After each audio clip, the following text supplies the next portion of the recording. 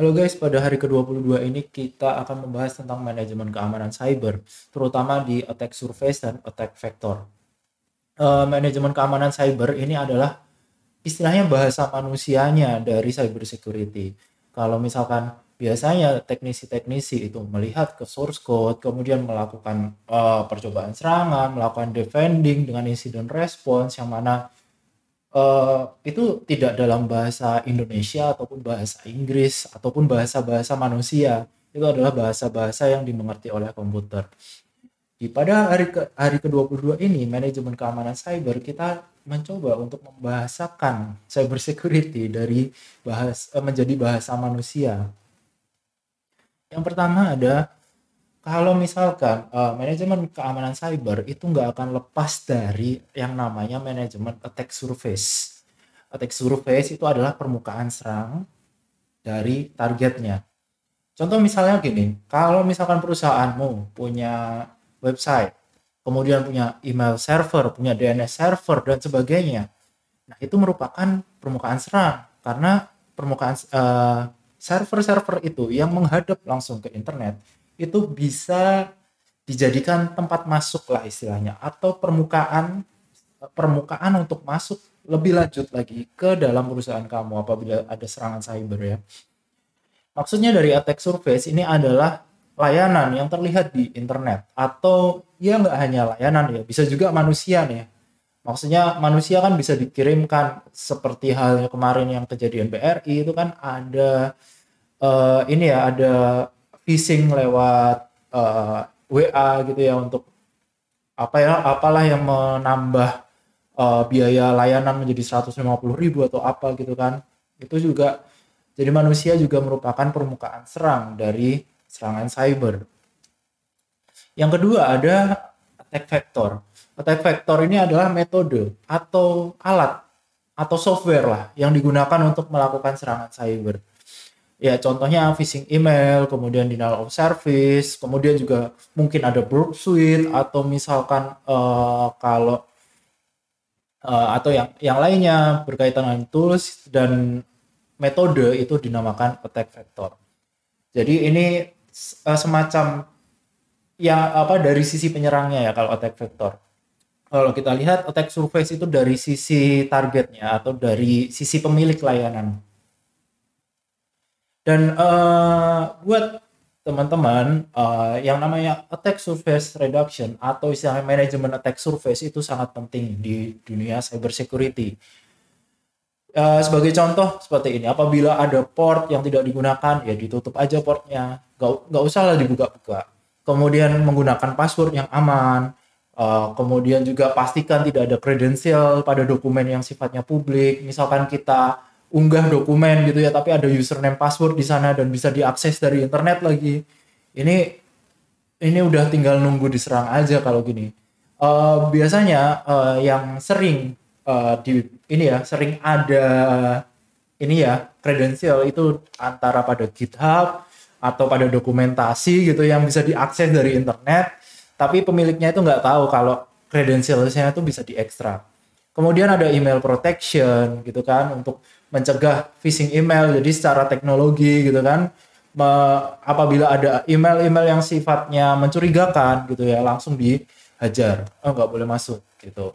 Kemudian patch itu adalah menutup celah dengan mengupdate layanan gitu ya. Misalkan dari versi 1.1 menjadi 1.2 yang mana itu sudah ditambal celahnya, itu adalah istilahnya patching.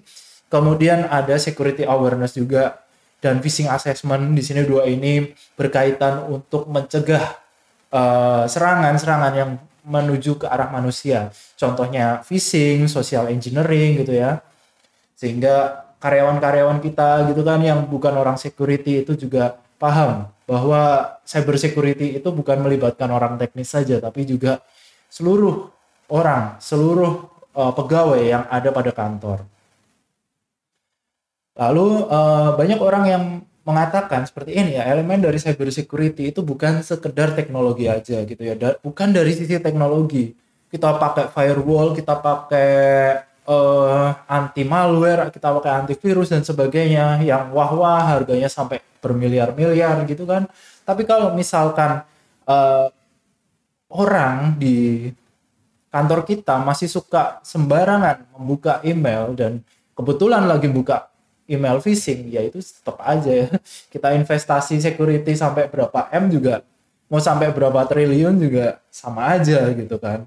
Jadi cyber security itu bukan melulu tentang teknologi, tapi ada juga people dan proses. People udah tahu sendiri ya, orang-orang ya yang perlu dilindungi dari serangan cyber juga, menggunakan social engineering atau phishing dan sebagainya, ya orang-orang kita perlu dilindungi juga dari serangan-serangan semacam itu. Kemudian ada juga proses. Proses ini berkaitan juga dengan policy, guidelines gitu ya. Apabila terjadi serangan cyber, apa yang akan kita lakukan?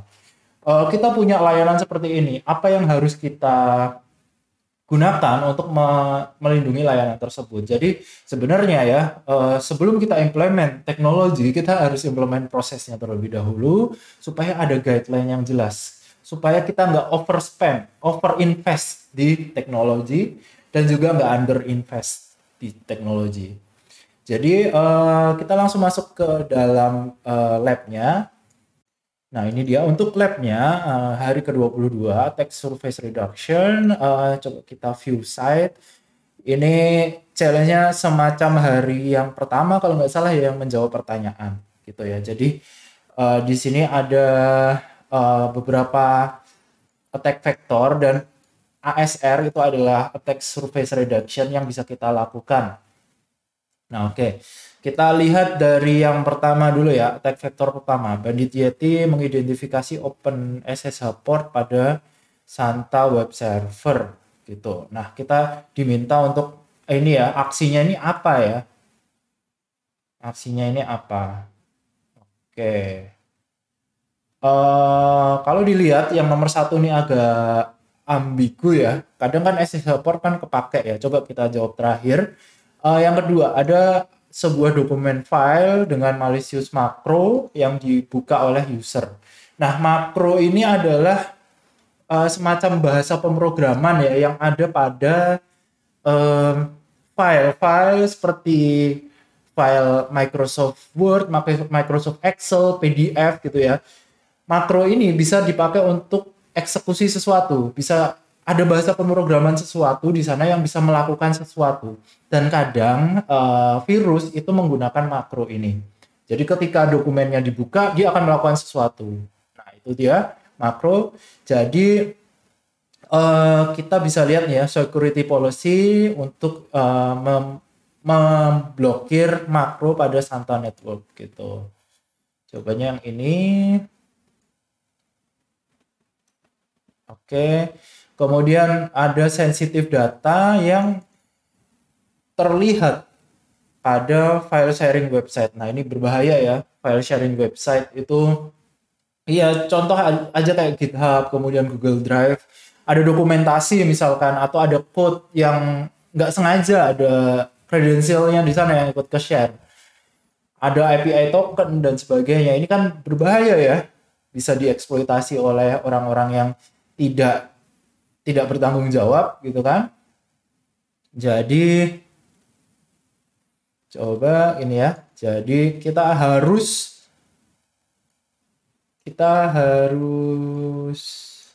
ini ya. Kita harus tahu ya, kita deteksi dulu awalnya sensitif data itu ada di mana.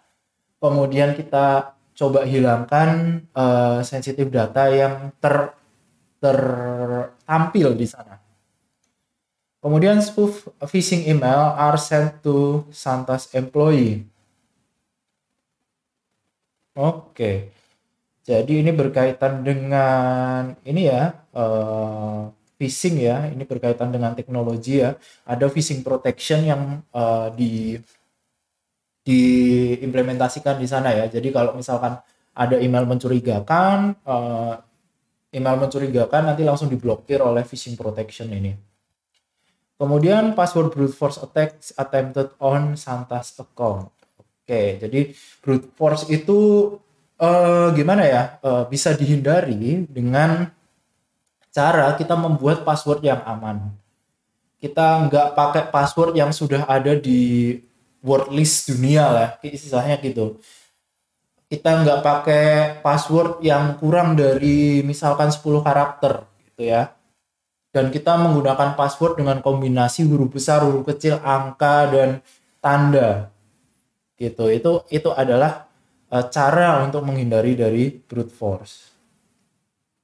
Jadi kita akan mengimplementasikan strong password policy.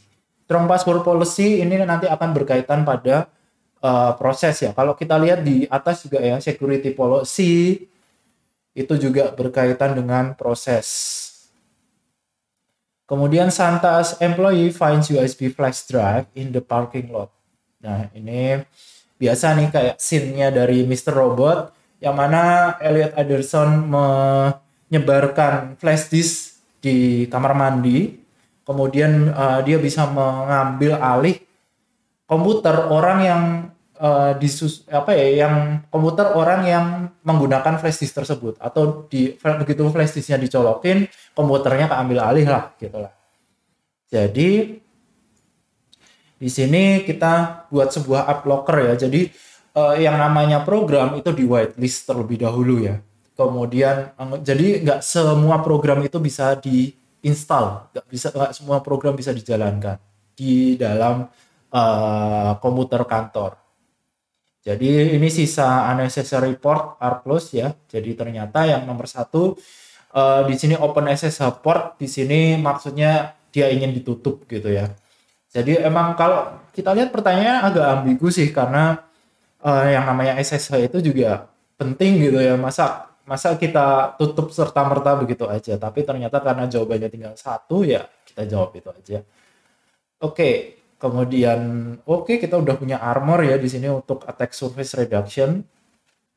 Jadi kalau kita lihat sebelumnya kita tidak punya pertahanan apapun ya untuk serangan cyber ya. Sekarang kita punya perisai di depan untuk mencegah serangan-serangan cyber ini bisa masuk ke dalam jaringan kita. Dan yang terakhir juga flagnya kita udah dapatkan di sini.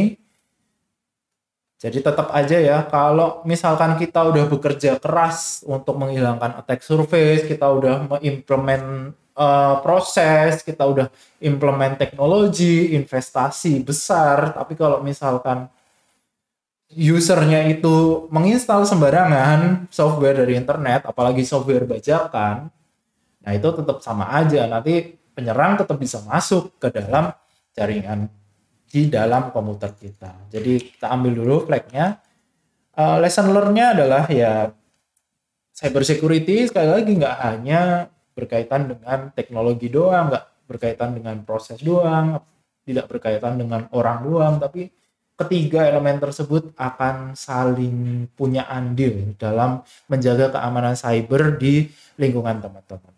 Jadi untuk hari yang ke-22 kita cukupkan sampai di sini dulu. Terima kasih, kita kembali di next challenge hari ke-23.